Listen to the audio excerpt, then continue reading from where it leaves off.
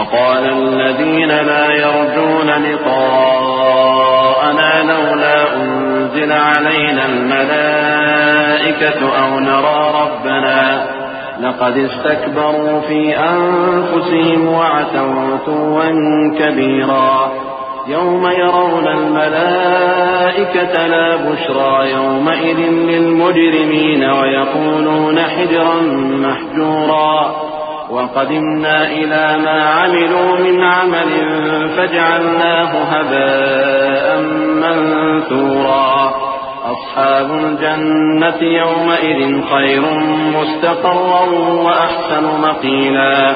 और जो लोग हमसे मिलने की उम्मीद नहीं रखते कहते हैं कि हम पर फरिश्ते क्यों न नाजिल किए गए या हम आंख से अपने परवरदिगार को देख लें। ये अपने ख्याल में बड़ाई रखते हैं और इसी बिना पर बड़े सरकश हो रहे हैं। जिस दिन ये फरिश्तों को देखेंगे उस दिन गुनहगारों के लिए कोई खुशी की बात नहीं होगी और कहेंगे कहीं कोई रुकावट खड़ी कर दी जाए।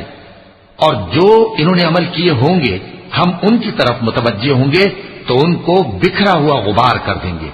उस दिन अहले जन्नत का ठिकाना भी बेहतर होगा और उनके आराम की जगह भी खूब होगी।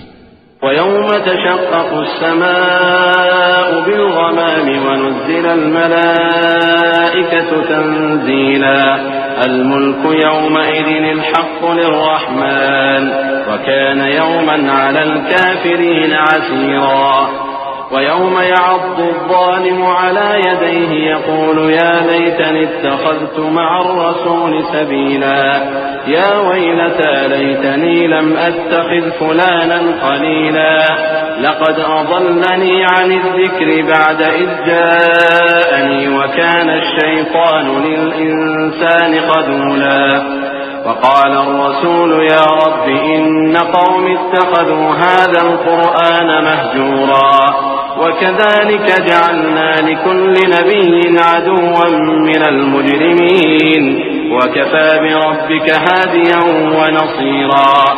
और जिस दिन आसमान अब्र से फट जाएगा और फरिश्ते नाजिल किए जाएंगे उस दिन सच्ची बादशाही रहमान ही की होगी और वो दिन काफिरों पर सख्त मुश्किल होगा। और जिस दिन जालिम अपने हाथ काट काट खाएगा और कहेगा कि ऐ काश मैंने पैगंबर के साथ रास्ता इख्तियार किया होता। हाय शामत, काश मैंने फला शख्स को दोस्त न बनाया होता। उसने मुझको किताब नसीहत के मेरे पास आने के बाद बहका दिया। और शैतान इंसान को वक्त पर दगा देने वाला है। और पैगंबर कहेंगे कि ऐ परवरदिगार, मेरी कौम ने इस कुरान को छोड़ रखा था और इसी तरह हमने गुनाहगारों में से हर पैगंबर का दुश्मन बना दिया और तुम्हारा परवरदिगार हिदायत देने और मदद करने को काफी है। وقال الذين كفروا لولا نزل عليه القرآن جملة واحدة كذلك لنثبت به فؤادك ورتلناه ترتيلا ولا يأتونك بمثل إلا جئناك بالحق وأحسن تفسيرا الذين يحشرون على وجوههم إلى جهنم أولئك شر مكانا وأضل سبيلا ولقد آتينا موسى الكتاب وجعلنا معه أخاه هارون وزيرا فقلنا اذهبا إلى القوم الذين كذبوا بآياتنا فدمرناهم تدميرا। और काफिर कहते हैं कि इस पर कुरान एक ही दफा क्यों नहीं उतारा गया। इस तरह आहिस्ता आहिस्ता इसलिए उतारा गया कि इससे तुम्हारे दिल को मजबूत रखें और इसी वास्ते हम इसको ठहर ठहर कर पढ़ते रहे हैं।